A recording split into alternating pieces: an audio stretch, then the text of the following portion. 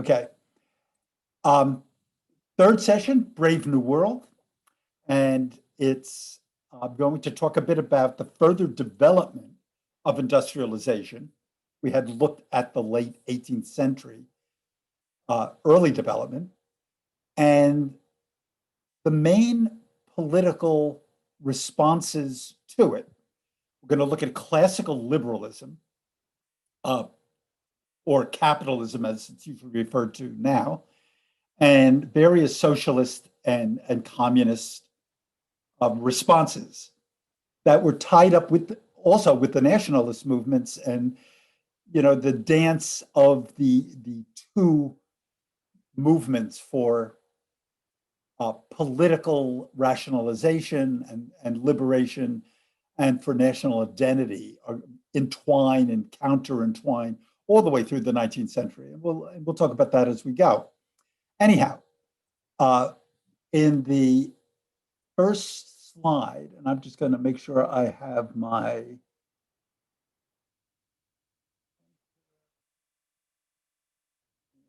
spotlight. Okay. So in the first slide, the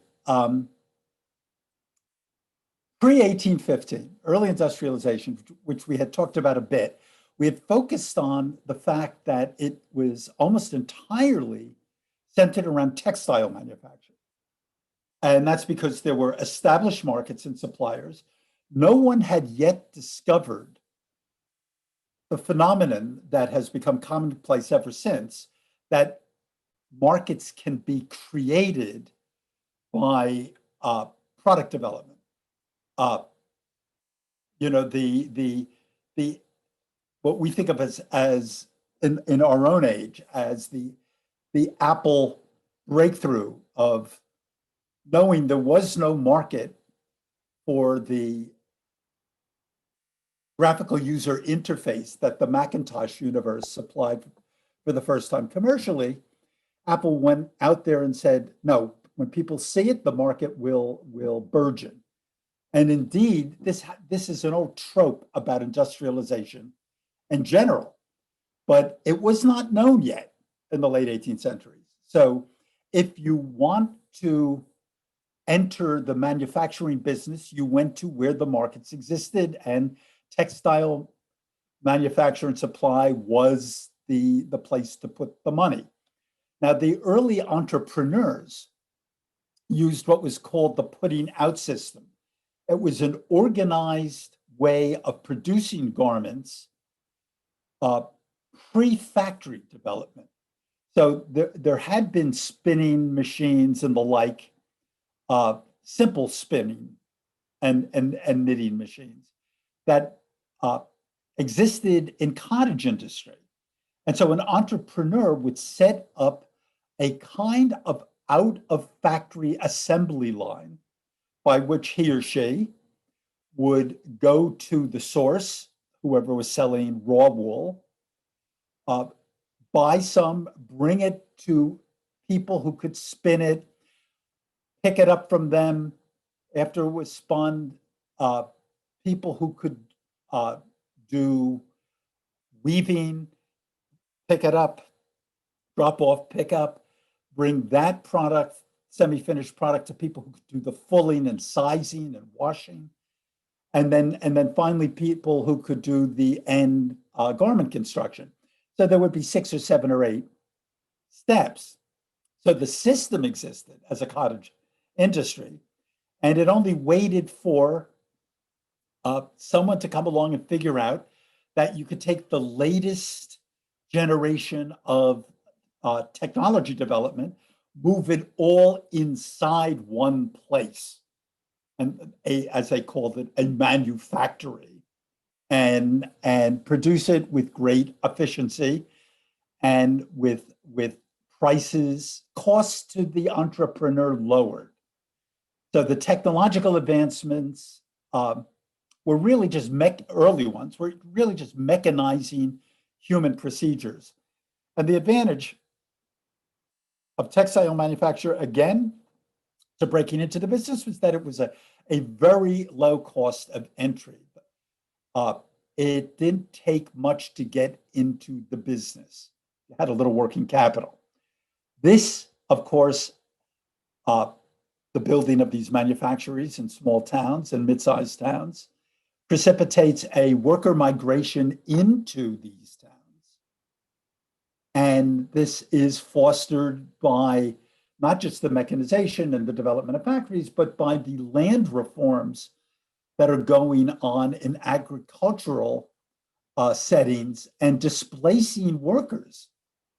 So as the agricultural land reform movement in the 18th century gets more efficient, you grow greater numbers of bushels per acre with fewer workers needed.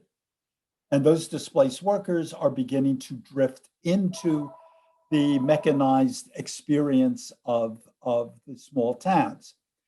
Now, what this produces, pardon my phone, but it'll die in a minute, is a boom and bust cycle. And this was noted by early economic theorists. And from the entrepreneur's point of view, the way it works is profits grow early on in the cycle. And as profits grow, hiring grows. So you have the first stage of the boom cycle. And then this attracts competition into the business. And as this happens, there is the consequential price fall that you get from increased competition. And capital investment and search for more remote markets develops to meet the problem of increased competition and prices falling. So you look for further ways to expand and cheapen your development because the profit per unit is going down. And as you achieve more remote markets, to get stuff to the remote markets, costs increase. So you wind up with this cycle of success breeds the problem. Success engenders its own implicit bust, its implicit failure over time. Overproduction and increased costs, profits fall. When profits fall, the only place, because you are paying as little as you can for the wool, or cotton or what it may have you, your machines are bought at the cheapest possible cost point. The only place left to cut back is wage cutting. And wage cutting is going to have its own limits, which I'll talk about in a minute. And you achieve market saturation, and then there are layoffs, and you're in the full bust of the cycle. From the worker's point of view, it's a roller coaster. There's hiring, there's wage increases, then there's wage cuts, then there's layoffs. And this cycle got, as they move into the post-Napoleonic early 19th century period, to be a very tightly wound cycle. Every 2 or 3 years, you're going from the top of the market to the bottom of the market. And now, with all labor gathered into these urban settings, a bus produces this kind of catastrophic social event from the standpoint of the towns proper. It's like the coal mining failures that hit Pennsylvania at different points in time, or that hit the Lancashire area in England constantly in the 19th century. And a little note in the box in the lower right, the thing I just referred to, the entrepreneur's costs are largely fixed. Wages are the only exception, and the wages are tied to subsistence. Literally, you can't push workers below the subsistence level. You can't push them to death. You can cut wages and cut back and cut back and cut back, but the price of bread is as we will see, can't be forced downward. And it can't be forced downward for a reason that I will look at on, I believe, the next slide or the slide after that. Anyhow, from 1815 to 1850, industrialization escalates, and its major problem, the English are the first ones to face it, but on the continent, they begin to see it too, especially in northwestern France and spots of in Germany around the Ruhr Valley. But we'll take a look at that as we go. The problem for sustaining growth is that you just can't pour all of the profit from a successful textile industry back into the textile industry. There are so many shirts and gloves and shoes and the like and caps that you can produce and still manage to be profitable. So there is an issue with creating enough opportunity for investment and labor expansion. And the boom and bust cycle just completely throws everyone out of sorts. The question becomes, how do you sustain a constant growth, which is what capitalism needs to continue? You constantly need new products, new markets, new technologies to sop up excess and displace labor and to sop up excess and displace capital. And the solution comes marching out of the mines and out of the development of the steam engines that were developed to haul water out of the mines first, and then to push the trams up the tracks out of the mines. And that solution is the railroad. So after 1820, the railroad is, if you will, invented. It had existed already, of course, but invented as a people carrier. And in a couple of places, I show you a picture in the lower left, the Liverpool and Manchester Railway. I can a little bit open air train, and it's a novelty.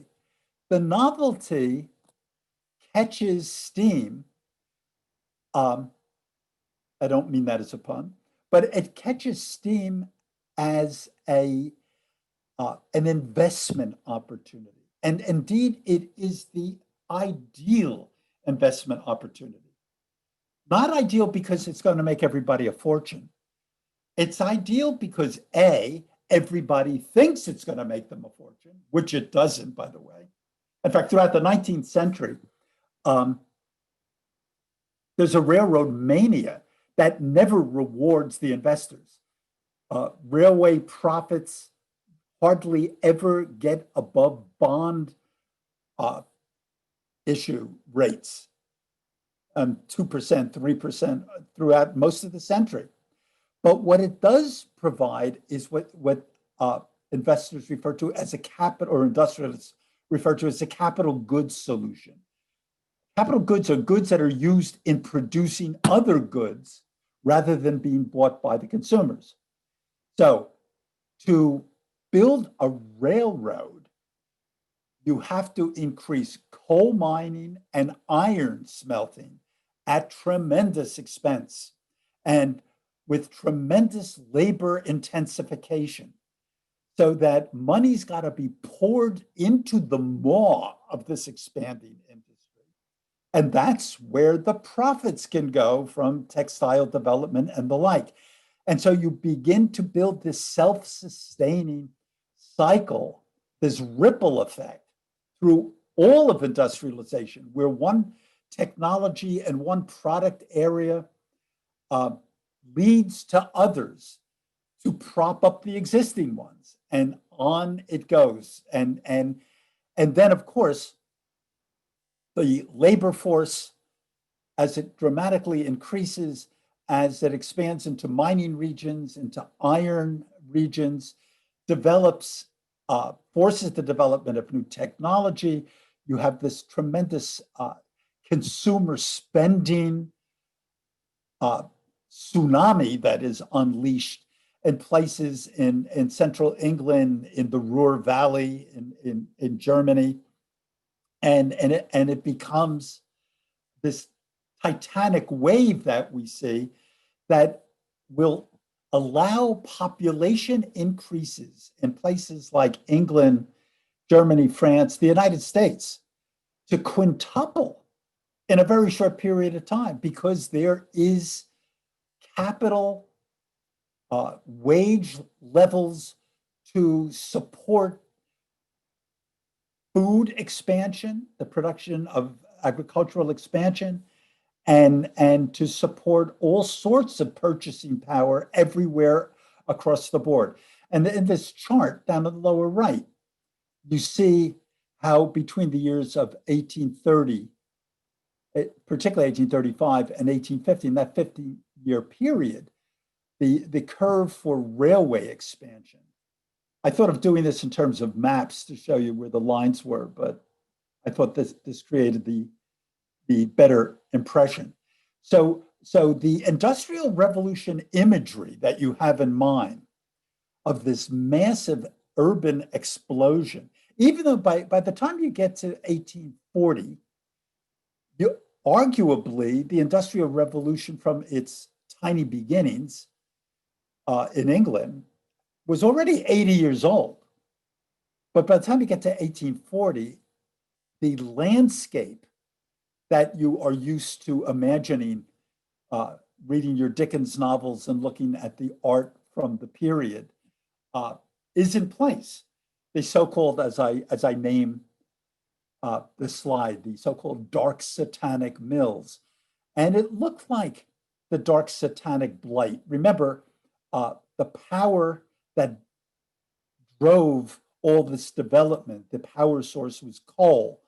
The skies were black. The London fog was not a fog.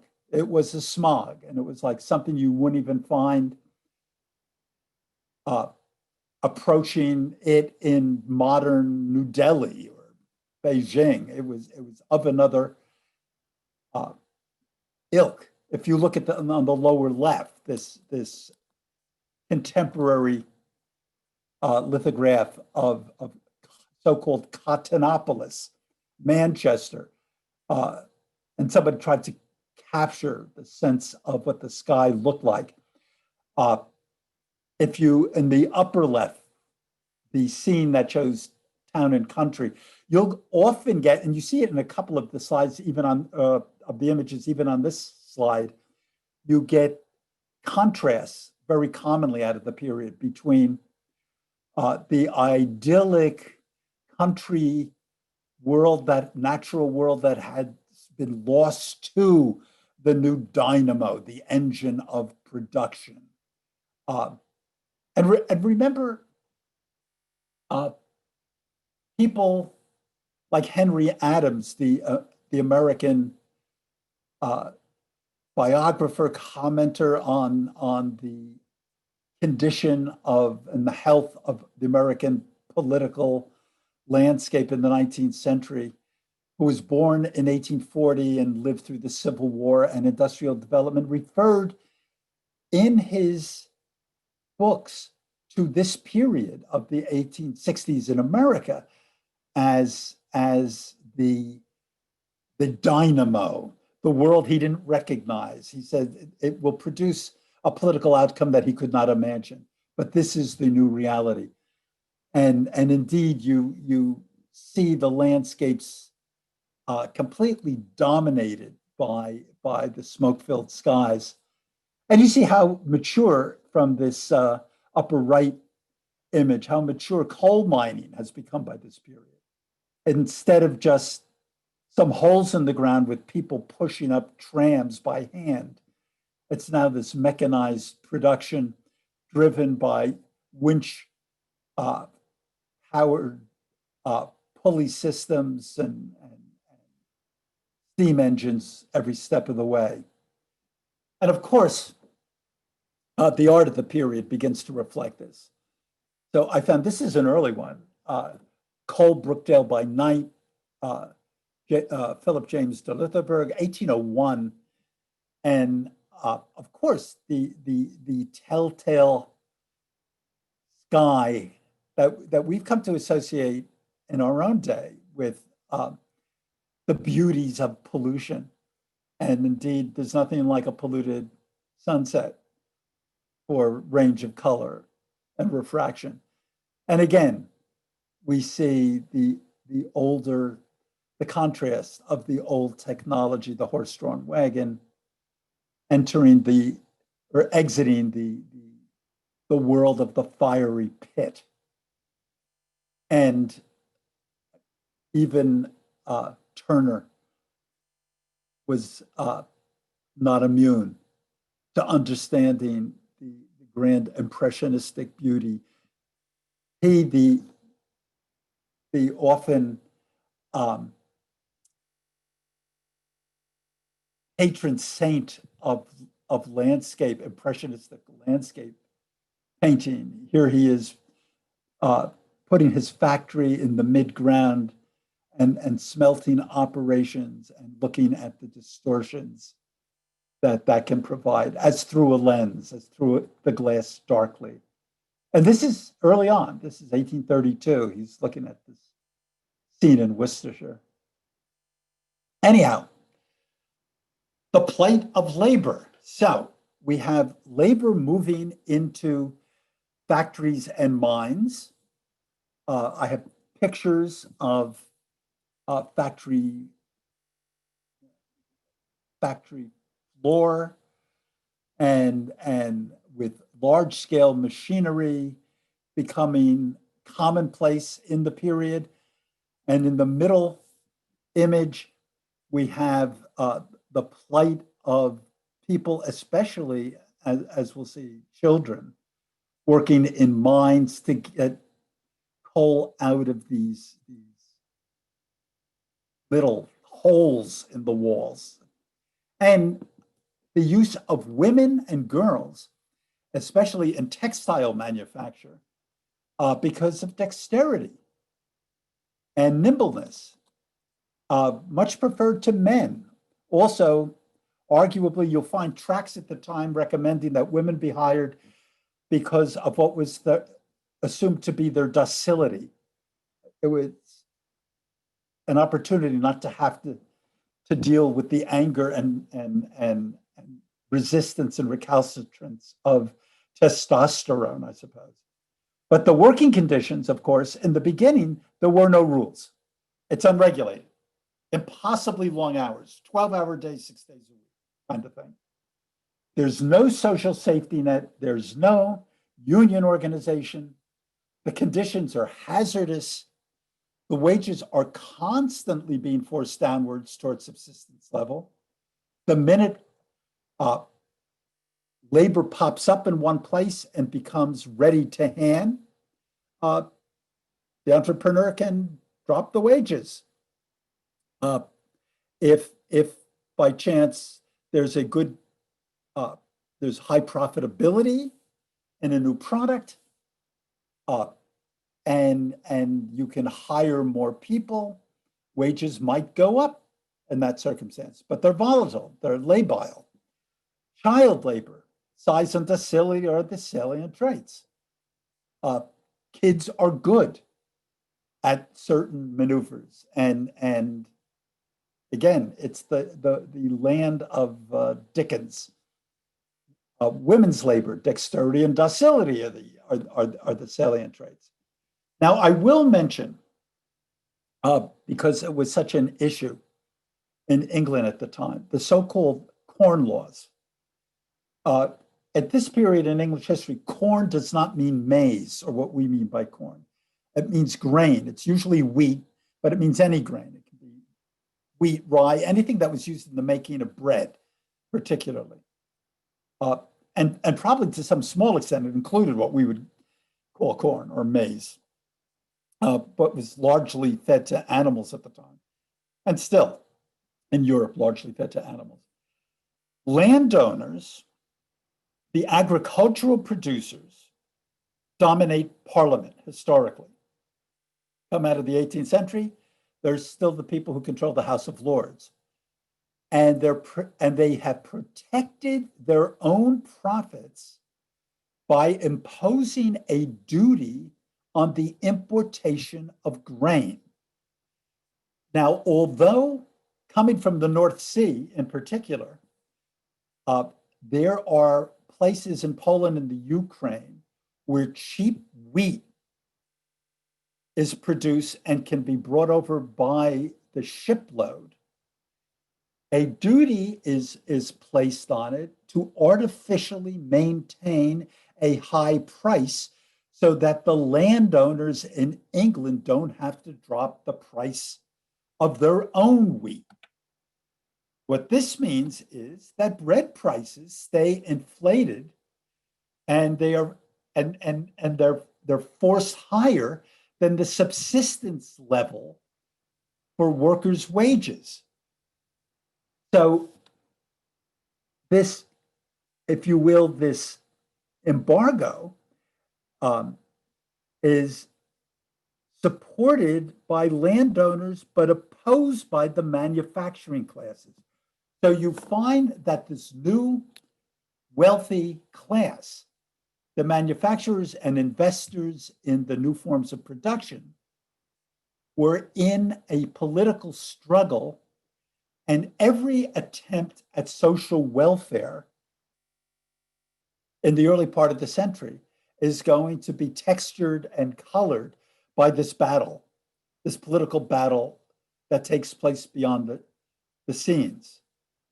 And the battle will not be over until mid-century, when, or late, almost at mid-century, when Robert Peel, a prime minister from the landowning class, attacked later on for betraying his class and forced out of office as a result of this. He leads a repeal of the Corn Laws. Let's import grain, let's drop the laws that artificially maintain a higher price, and let's let the economy, the industrial economy, unfettered grow and make wages cheaper. Anyhow, of course, the people forced into this labor market that is not regulated, that has nothing of the velvet glove about it, resort to what they knew well and what they didn't know well as yet. They protest. There had been a history of bread riots, of course, in the past. They protest, they riot, and they begin to organize.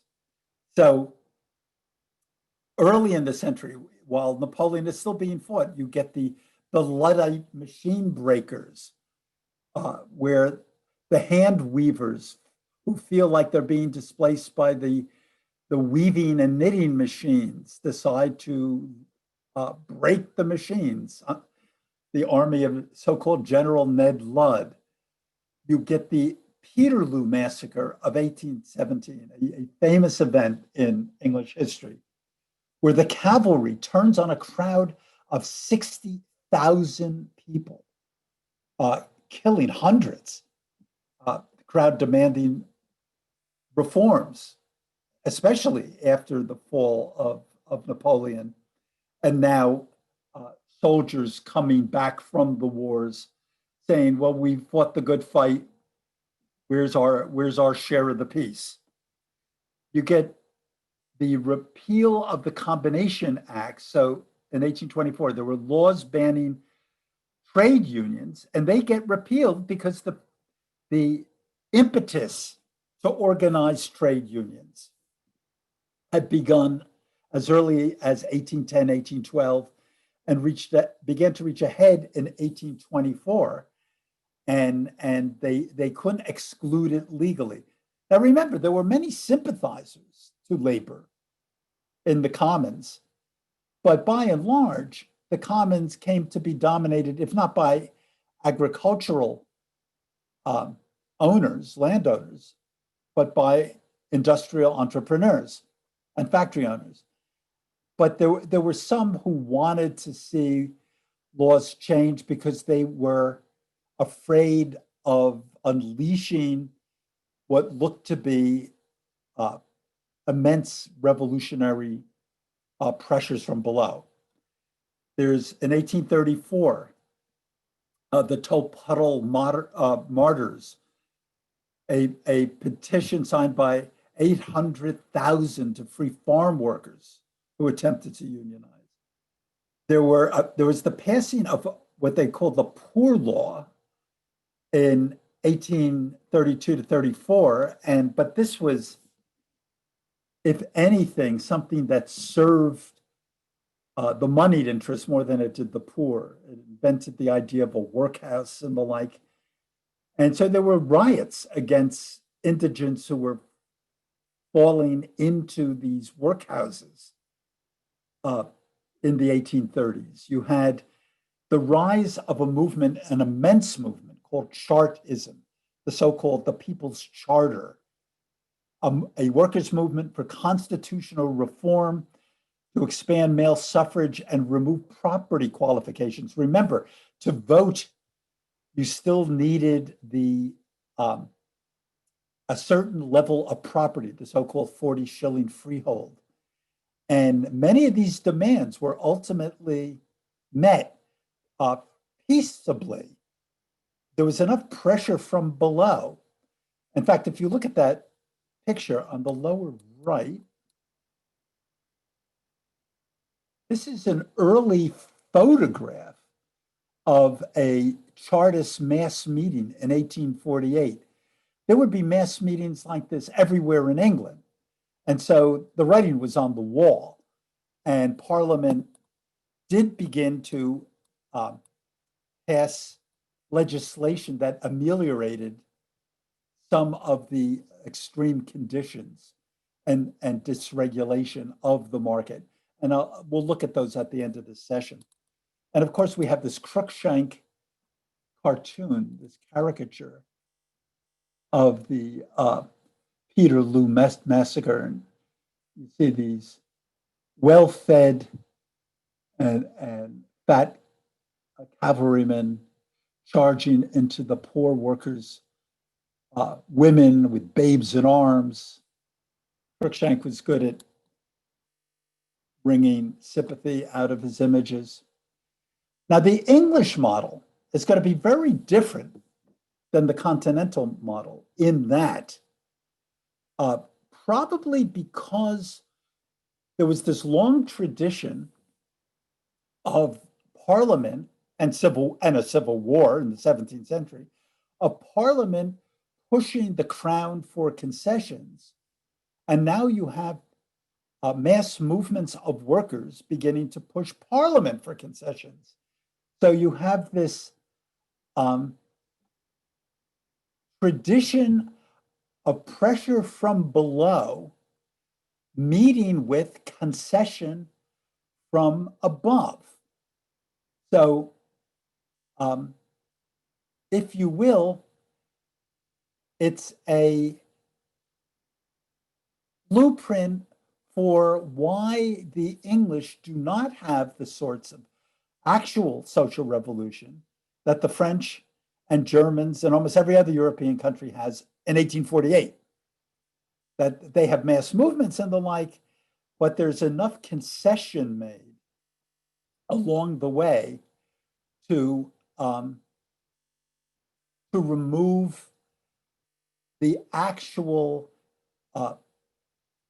explosiveness from the situation that's faced on the continent. And we'll talk about this as we proceed.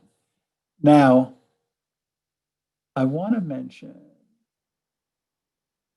that I want to start talking about English liberalism again in the face of this, because it's our first. Oh, somebody had a question.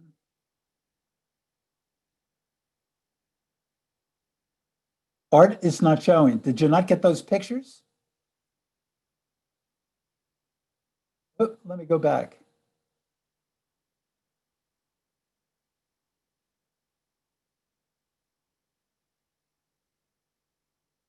share the screen? Only after I was able to share the screen. Can you see it now? Yes. Okay. All right. Anyhow, we've talked about the English liberal tradition already a bit, but I want to address how it's ready-made as a source of economic theory for the liberalism, the classic liberalism post-Adam Smith that emerges in the 19th century. So we've talked a bit about this tradition of what some historians have called possessive individualism, that coming out of John Locke, the great English philosopher of the late 17th century, the conversation about human rights had revolved around what I hear called the twin sons of individualism and property. Property was sacred, and if you wanted to talk about rights, the individual was the unit for whom rights existed.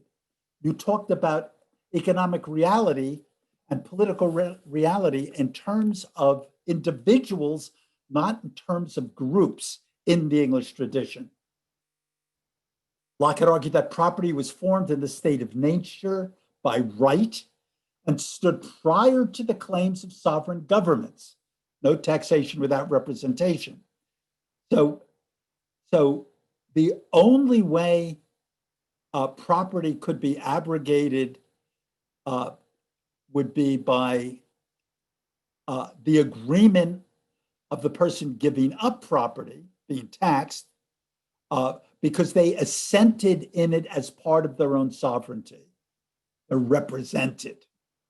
The Whig tradition, parliamentary reforms following the English Civil War limited monarchy and granted powers to commoners with property, the 40 shilling freehold that I mentioned. The focus was upon the prerogatives of individuals and their property. So as we move towards classical liberalism, by which I mean the political theory of what we would now call modern capitalism, the word, let me turn this phone off, excuse me for a sec.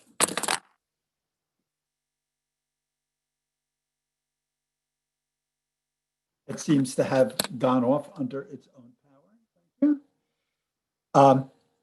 The liberalism of the 19th century being very distinct from the kind of social liberalism, as the word gets bandied about in the 20th and 21st centuries.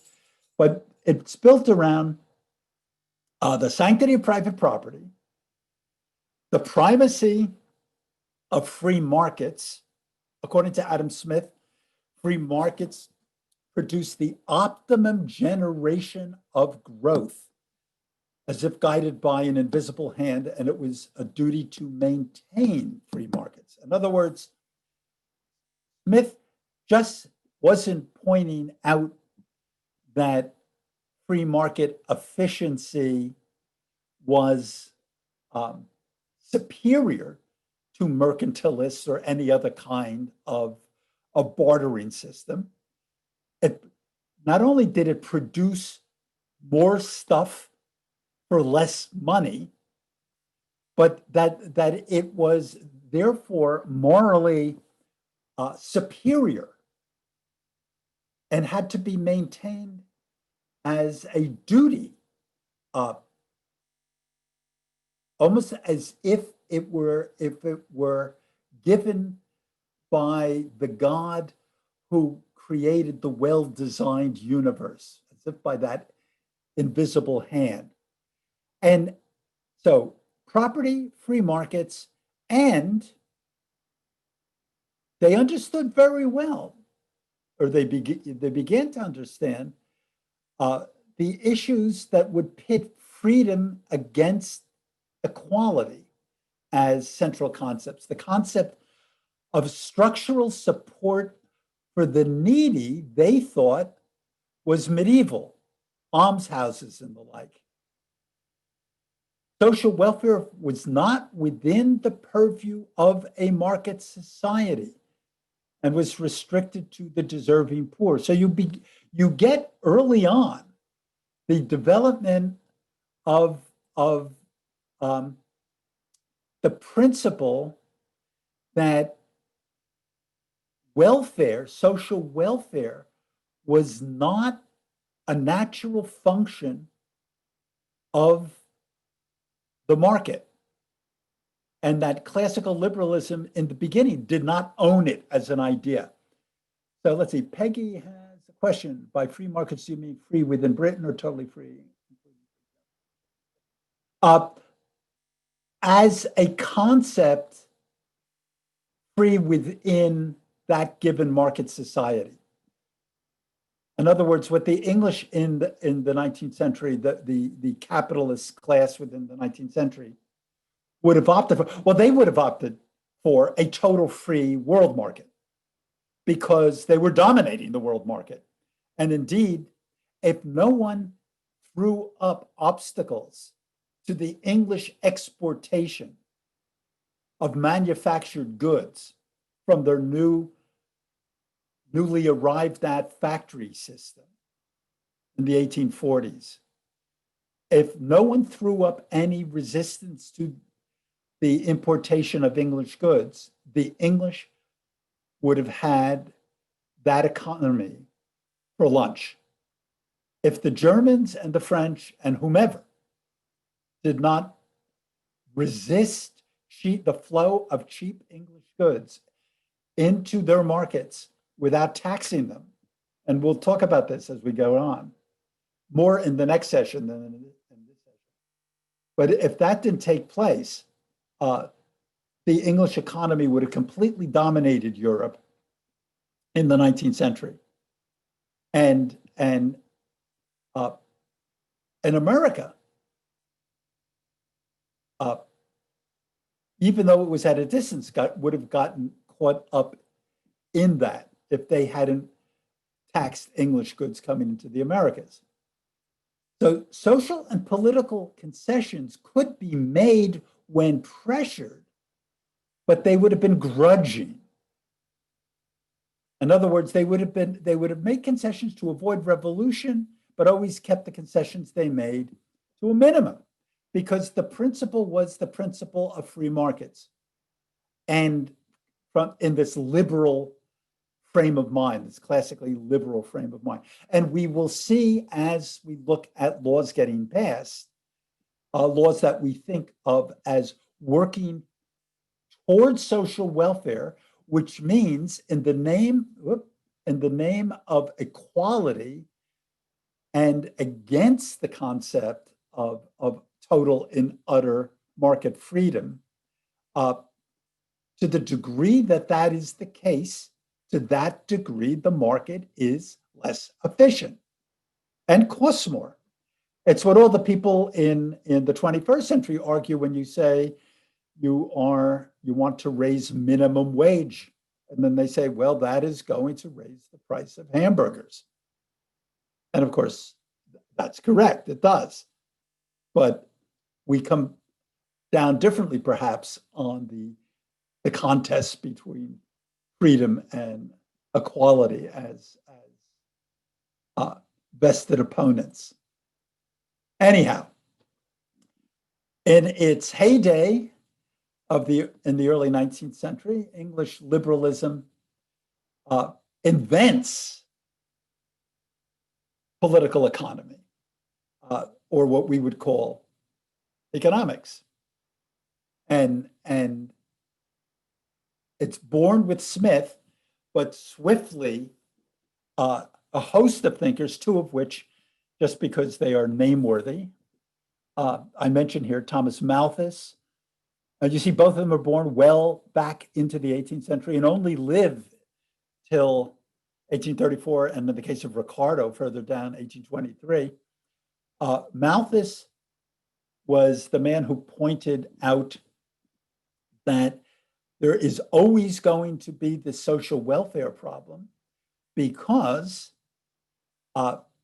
the ability to expand subsistence production, agricultural production, even with better and better technology, expands arithmetically, but that people, the wage earners, during good times, I suppose he would have said like rabbits, will expand population geometrically.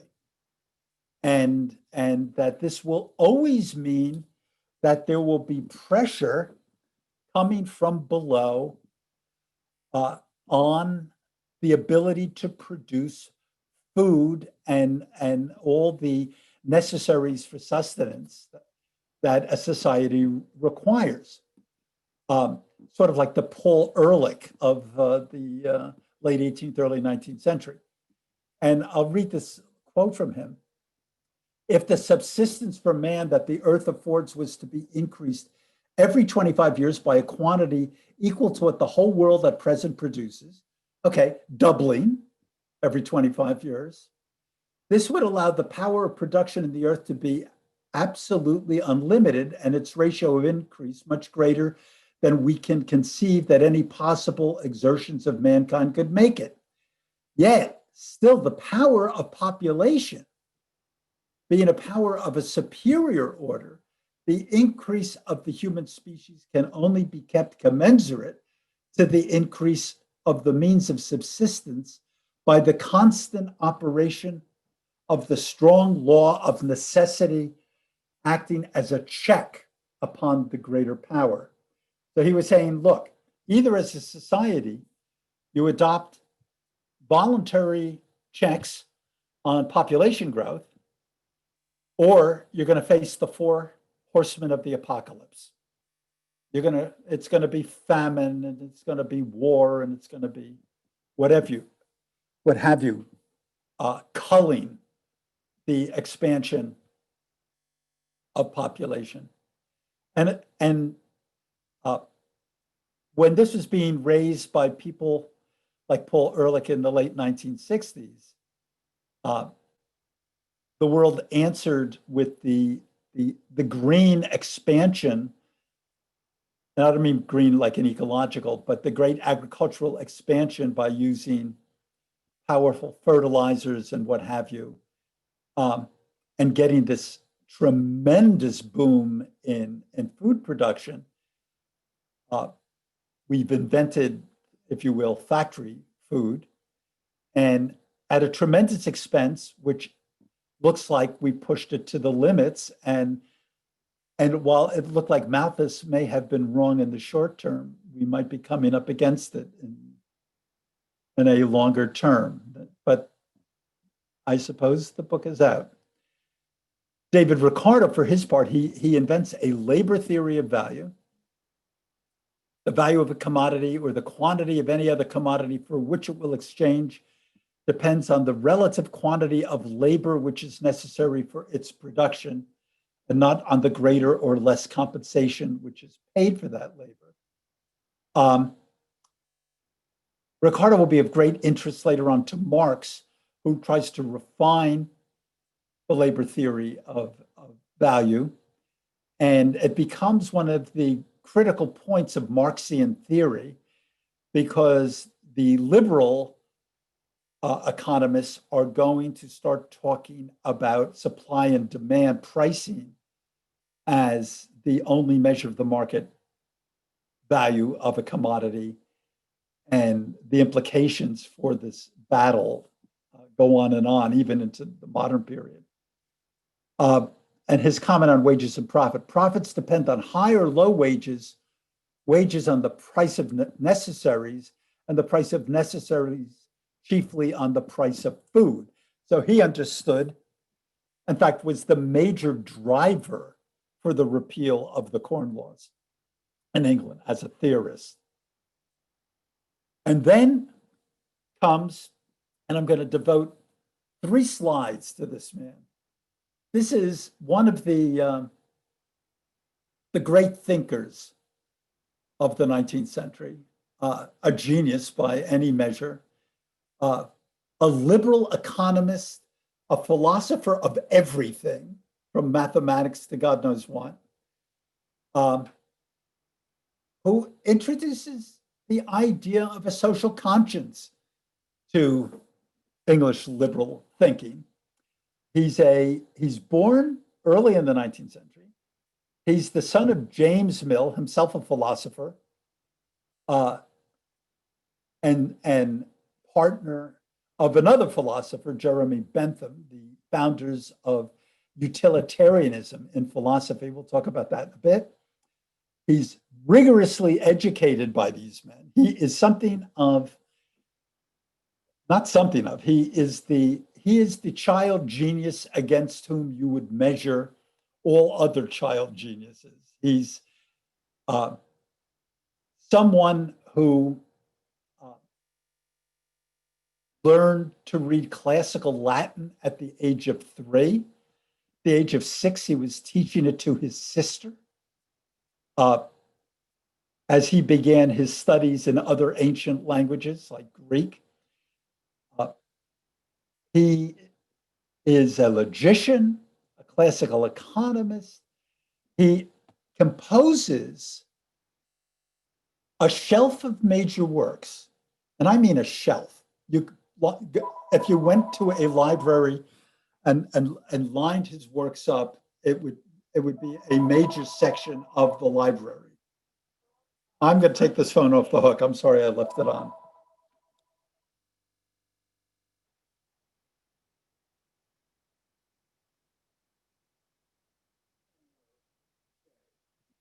That is done. Sorry about that, gang. So he composed this shelf of major works. At the same time, he has spent an entire career working as an administrator for the East India Company. He's something equivalent to a senior vice president in a Wall Street firm.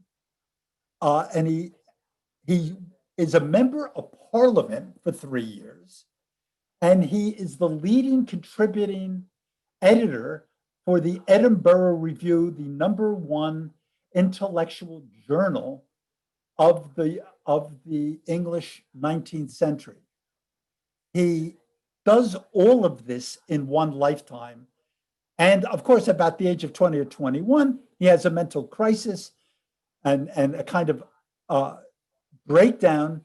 And he, at which point, he claims that he has discovered the emotional dimensions of life. He becomes, if you will, emotionally intelligent at the age of 20 because of a nervous breakdown engendered by this, I suppose, spectacular pressure to be the best at everything in the universe that he still manages to achieve anyhow, despite the breakdown. Anyhow, he is an advocate, a leading advocate for the abolition of slavery and for women's rights, gender equality. He writes an essay called On Liberty, which is probably one of the great, to this day, one of the great political analysis of what it means to have a well-run free society that works in the interest of the community without sacrificing the rights and desires of the and therefore not being oppressive to the individual. It's one of the great analyses you could ever read, and I'd recommend it. The sole end for which mankind are warranted individually or collectively in interfering with the liberty of action of any of their number is self-protection. That the only purpose for which power can be rightfully exercised over any member of a civilized community against his will is to prevent harm to others. His own good, either physical or moral, is not sufficient warrant. He cannot rightfully be compelled to do or forbear because it will be better for him to do so, because it will make him happier, because in the opinion of others, to do so would be wise or even right. He's mentioned in talking about slavery, this absolute extreme case of the law of force, condemned by those who can tolerate almost every other form of arbitrary power, and which of all others presents features the most revolting to the feeling of all who look at it from any impartial position, was the law of civilized and Christian England within the memory of persons now living, the natural feeling of all who were not personally interested in it was unmitigated abhorrence. And on his ethical system called utilitarianism. Utilitarianism is an ethical theory that's called consequentialist. Basically, all ethical theories fall into one of two general groupings. One is the group of beliefs that say to do something is moral because it is in and of itself moral, either decreed because it's a religious belief or because it is a Kantian mandate, just because it is there as a thing that must be done based on some other, if it's not religion, it's some other general principle. The other great group is really a version of utilitarianism. It's consequentialist. It means that things can be judged only in terms of what they lead to. So actions, in his quote here, actions are right in proportion as they tend to promote happiness, wrong as they tend to produce the reverse of happiness. By happiness is intended pleasure and the absence of pain. By unhappiness, pain and the privation of pleasure. So Stoics and Epicureans were consequentialists, and so are the utilitarians. And we could get into the problems that arise as soon as you raise the specter of utilitarianism. And I don't want to get into the nitty-gritty of it. I would just point out that what do you do in the case of the consequence of a single act being the breaking of a law that is, generally speaking, for the greater good, and in most cases leads to the greater good. And then you get, like Mill, people who have to adopt what they call rule utilitarianism, what benefits happiness in the greater number of cases, and whole balls of wax open at that point. Anyhow, cans of wax.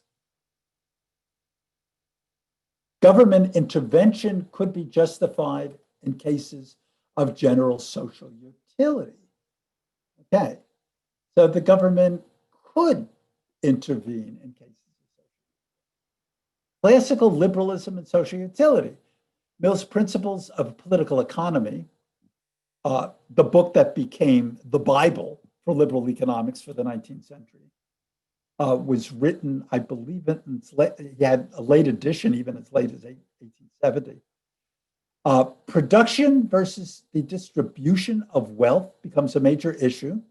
Mill believed that it was not possible to alter the laws of production. He understood that Adam Smith was right. For efficiency, things should be unfettered. Market capitalism was the only successful model. But wealth distribution, he thought, is a matter of human convention. So he's there saying, okay, you have to produce on a capitalist market, but what gets ultimately distributed, the wealth that gets produced and distributed, doesn't have to be as imbalanced as it had traditionally been in a free market society. He believed that all individuals must start on equal terms, but afterward they are to be left on their own without state intervention.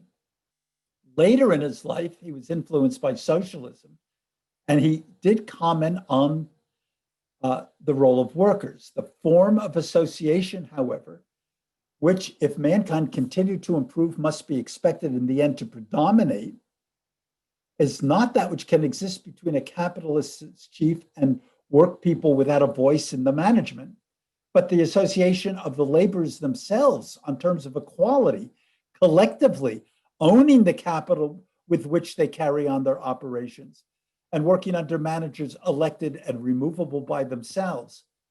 So he does become a kind of a modified socialist within a capitalist production system, if you will. And I will point out, by the way, getting ahead of ourselves, but I will point out that Karl Marx, later on, as we shall see, loved industrialization and believed that it was the simple, most efficient method of producing goods and services for the greatest number of people, but that mode of production should be owned by the workers. But industrialization himself, he was a great fan of. So continuing with Mill, this comment on the environment, you dip into Mill, there's no end to insight that you develop from this man. If the earth must lose that great portion of its pleasantness, which it owes to things that the unlimited increase of wealth and population would extirpate from it, for the mere purpose of enabling it to support a larger but not a better or happier population, I sincerely hope, for the sake of posterity, that they will be content to be stationary long before necessity compelled them to it. Wow.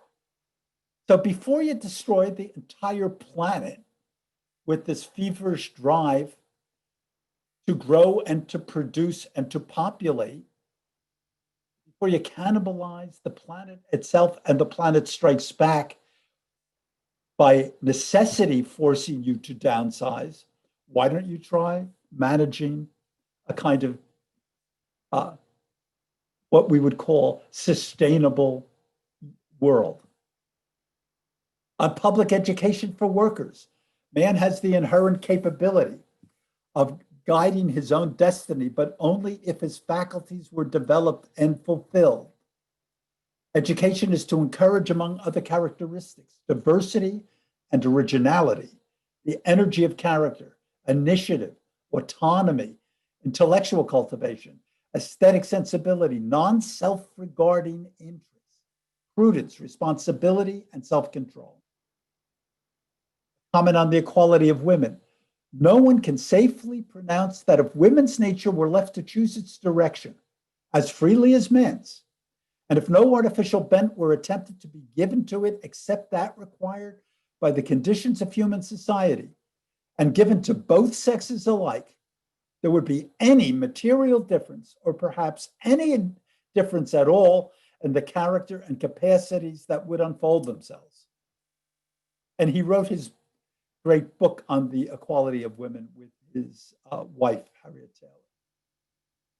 With his finely tuned social conscience, Mill anticipated the modern social democratic consensus that tries to balance capitalist economics with social welfare, which, as we will see, Marx did not think was possible. But we will get there. On to socialism, anarchism, and communism. So the first figure, I only want to look at a couple of figures out of the hundreds that we could have used to personify the movement, but Pierre-Joseph Proudhon, the great anarchist, 1809 to 1865, develops what he calls anarchistic mutualism. It's if you can put these two words together, it's a libertarian socialist economic theory. So people should still be free and unconstrained, but should work in socialist mutual organization to produce the goods of the world. He opposed state socialism. He conceived of a society of workers free to exchange goods and services and a fair and open market. Property was owned only to the degree that it was productively used. Private ownership was to be replaced by voluntary cooperatives and workers' councils, not by nationalization. Proudhon considered social revolution to be achievable in a peaceful manner. In his book, The Confessions of a Revolutionary, he asserted that anarchy is order without power. He was considered, as we will see, a great naïf by Marx and Engels.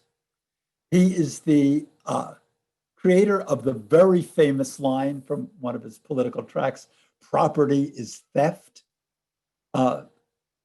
And in this little description from a contemporary of his, who's an American anarchist, though opposed to socializing the ownership of capital, he aimed nevertheless to socialize its effects by making its use beneficial to all instead of a means of impoverishing the many to enrich the few. By subjecting capital to the natural law of competition, thus bringing the price of its own use down to cost. And then I've got these two paintings of him by the early impressionist, Gustave Courbet. I suppose he can be called an impressionist.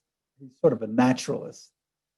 But you get the romantic element. Not only was Proudhon a kind of a romantic himself in this vision, this voluntaristic vision of the great socialist future, but the treatment of Courbet, by Courbet, of Proudhon in these pictures, I find especially, whoops, I jumped ahead. Let me expand this. Here he is with his children, and it's a wonderful scene of the scholar, man of the people, father to the children.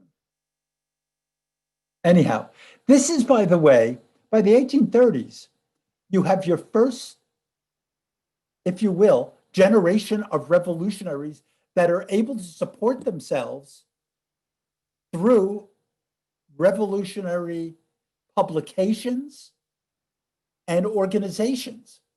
So you have a career that's supportable. It didn't have to be your side gig, as it were. The second man I want to feature here is Mikhail Bakunin, 1814 to 1876. Again, a collectivist anarchism, a doctrine that advocates the abolition of the state and the replacement of private ownership with collective ownership. Oh, yeah, the chat. Proudhon is wearing blue jeans. Yes, early. I hadn't even noticed that. Well said, Lori. We should go back. Blue jeans come from. Let me get back to that. Workers, the color of workers' pants, especially in France, were always that blue. Blue jeans, denim. Yeah. Anyhow, back to Bakunin. So in his theory, once collectivization took place, people would just sort of rise up, take over the factories, collectivize everything. Money would be abolished, replaced by labor notes. Workers' salaries would be determined in voluntary democratic organizations based on job difficulty and the amount of time they contributed to production. Salaries would be used to purchase goods in a communal market. So if the jobs were hard to do and lousy, I guess you had to pay those guys more. He's a professional activist. He winds up everywhere. He winds up in the United States, in Japan, in Russia, in every country in Europe. He winds up in South America. He's exiled to Siberia. He's imprisoned. He's deported. He's the revolutionary on the grand scale. He participates in every uprising from 1848 to the Paris Commune in 1871. He's on the scene. He's manning the barricades. And he is a severe critic of his arch rival, Karl Marx.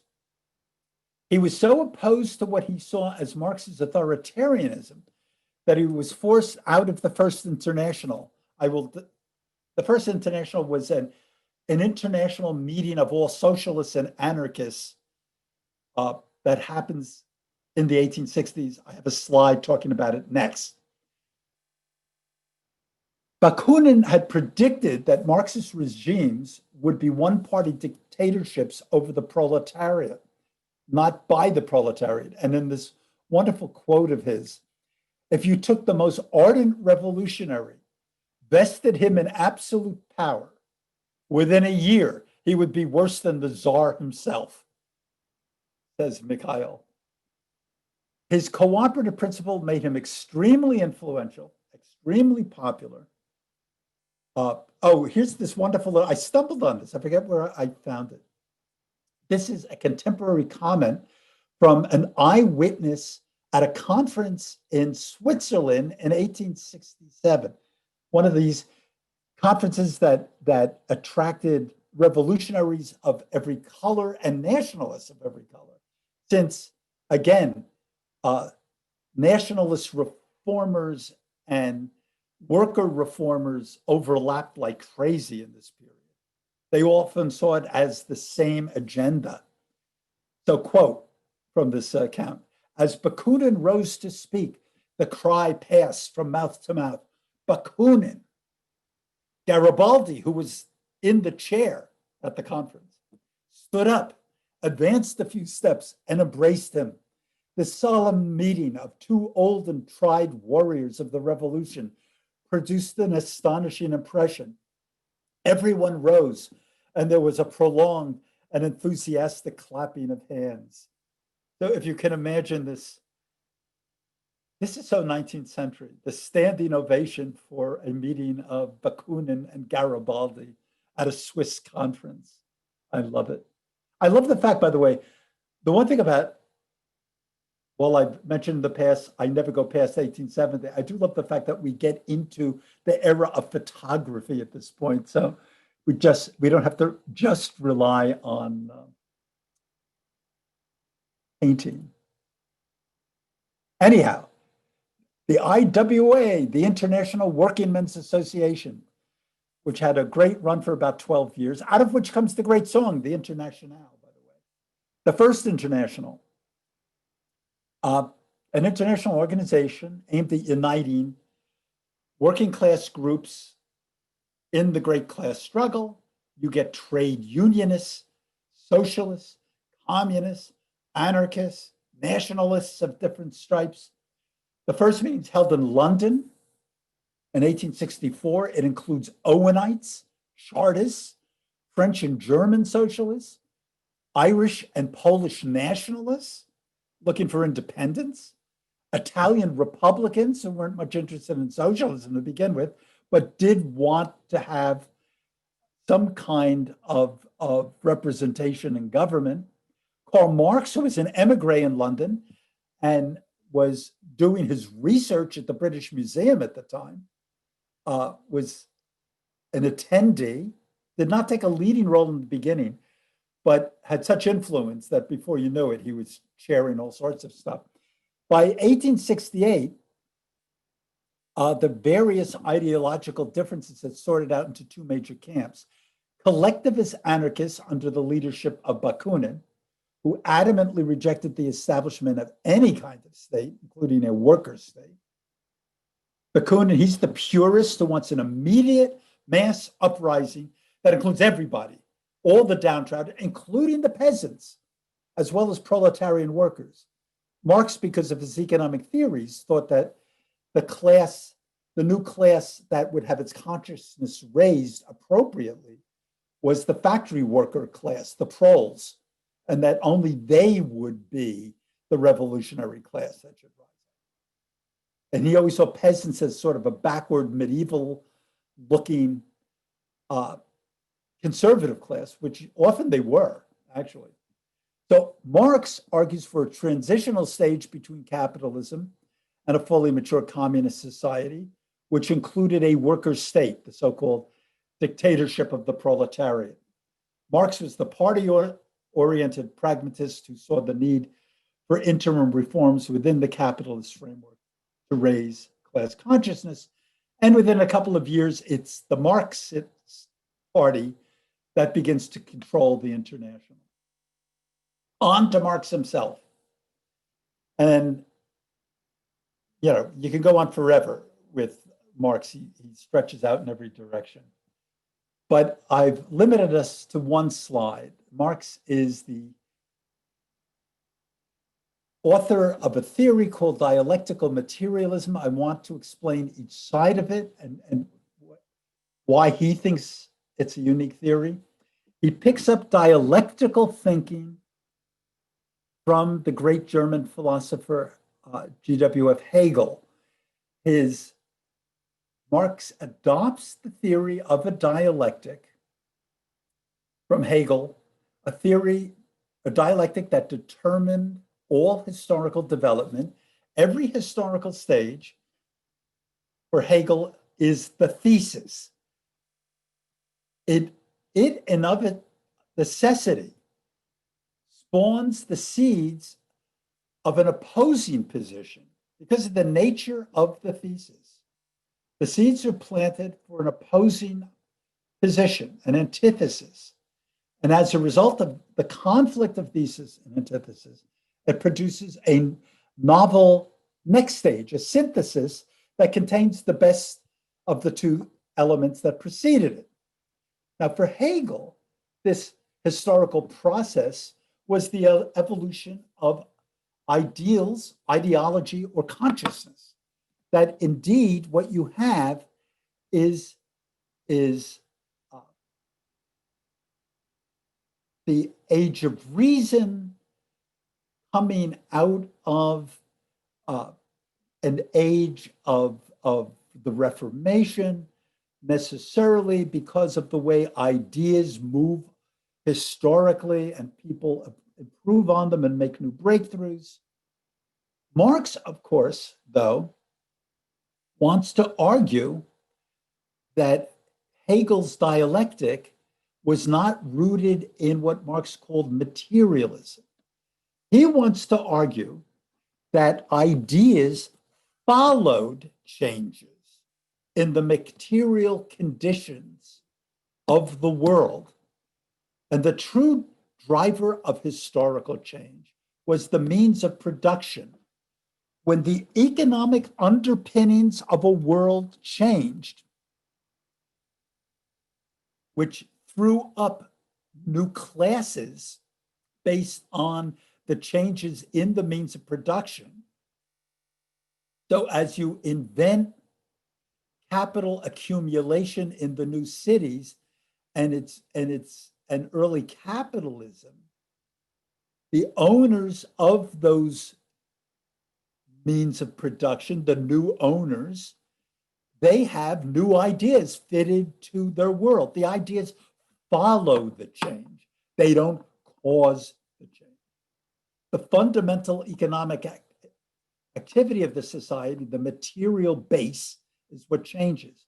As modes of production change, internal tensions give rise to an opposing social class that is better suited to that form of economy.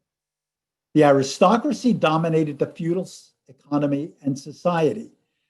Its growing success increased urbanization and trade, which gave birth to a new class, the bourgeoisie, which challenged the dominance of the aristocracy. The Industrial Revolution brought the bourgeoisie to total class dominance, but in turn, it produced, because it needed workers, a new urban working class, the proletariat, which now far outnumbered the bourgeoisie and was now about to assume control. The transitions for Marx are necessary. They are not the result of new ideas, but rather are the cause of new ideas. As he says, the ideas of the ruling class are in every epoch the ruling ideas. The engine of the dialectical movement is the class conflict forced by economic changes. Marx claimed that he had turned Hegel on his head and discovered scientific socialism. For him, it was a science, and he wanted to use scientific economic theory and scientific sociological theory to make his point, and that he viewed the movement of history as this inexorable, ineluctable, glacial movement towards a world as you build factories, built around the profit motive, built around the free market model.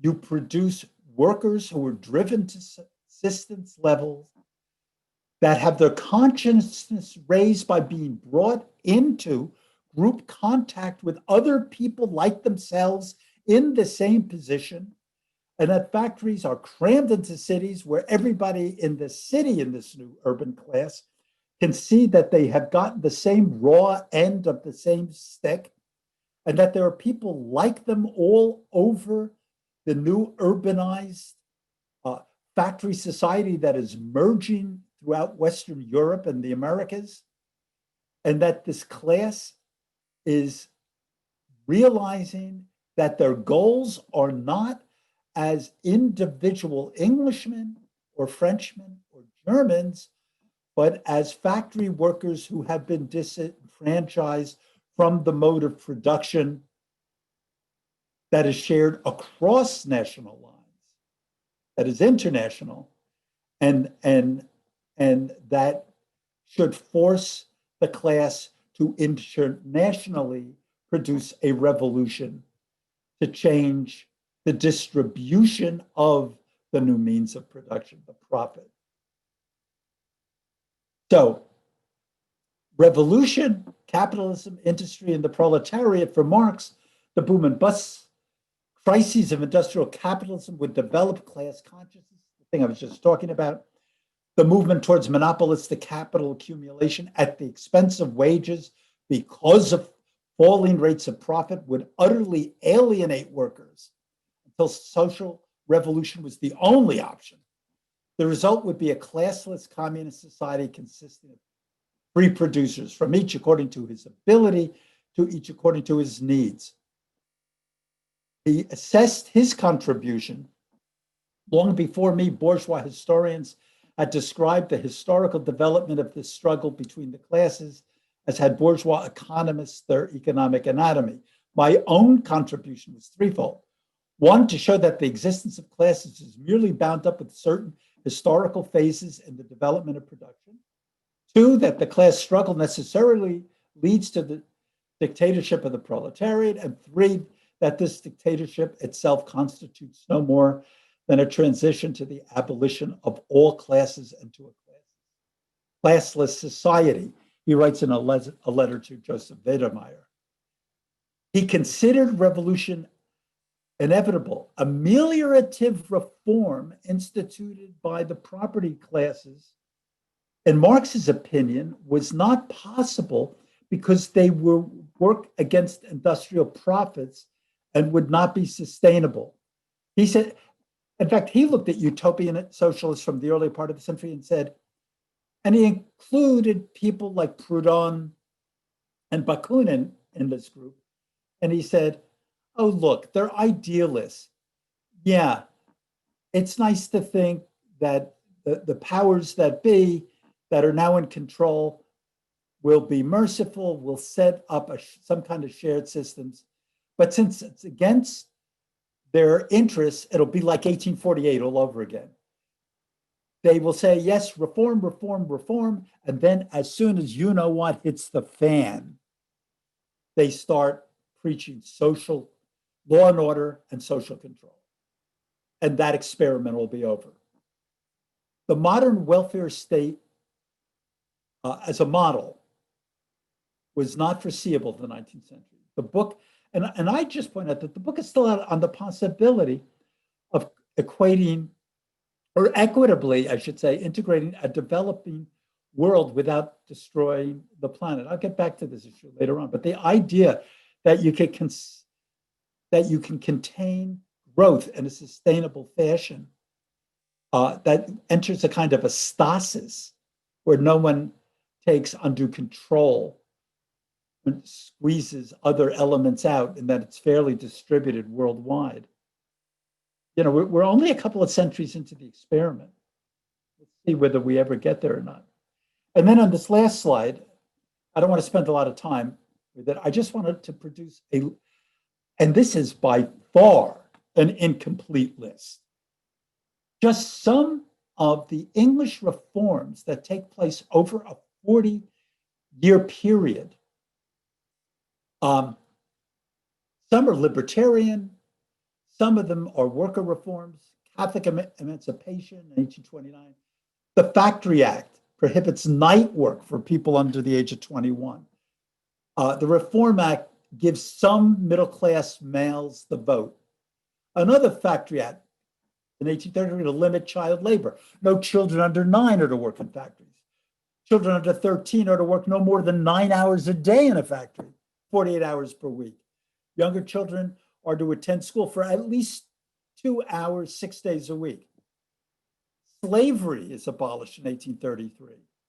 There's a poor law amendment that instigates the need for further reforms. They're beginning of reports on things like sanitary conditions. These cities have become chock full of contagion and social excesses of every form. And studies are being commissioned that we'll talk about this in the next session, that'll be the foundation for sociology and sociological studies that go hand in hand with the development of the modern nation state. You know, things like Jacob Riis going into the slums at the turn of the 19th into the 20th century in New York. There's a long tradition of such kinds of reports and studies coming out of England in the 1840s, 50s, and 60s. Mines and Collieries Acts, the Royal Commission of Health in Towns established, the 10-Hour Act, further limiting the workday, the Compulsory Vaccination Act, commission, 1853. How would this play in 2020 or 2021 as a Compulsory Vaccination Act? Food and Drugs Act to prevent the adulteration of food. The second reform bill doubles the size of the electorate. The Metropolitan Poor Act for the establishment of hospitals for the sick and insane. So as I say in this box, the modern compromise between egalitarian and libertarian principles has begun. The impetus was organizational pressure from below and the rising awareness of social conditions from above. So you get, so were the union movements and the social movements and the threat of communist revolution useful? If from the standpoint of European history in the 19th century, you bet. Very, very much useful, very much to the point, to the degree, and next week we begin talking about it, that the modern nation state is born in both these movements and in the nationalist movements of the same period. Anyhow, that is it for today. I will let me restore. I guess you can unmute yourselves if you have questions. Hi, Lou. Thank you. Hi, thank you. Interesting. Thank you. Yeah, thank you, Lou. Any issues people want to bring up? I have a question. Okay. You talk about all these British reforms, which are, I had no idea there were so many. Did none of them spill over into to the European countries? Yeah, they do. And the reason I use England, I use it twofold. I use England because they industrialized first and had to respond to some of the social conditions first, A. And B, because England becomes, actually 3 reasons. It becomes a model for the way the Anglo-American countries of the world, so the Commonwealth countries, will wind up responding to them. So America, Canada, Australia, New Zealand, and the like.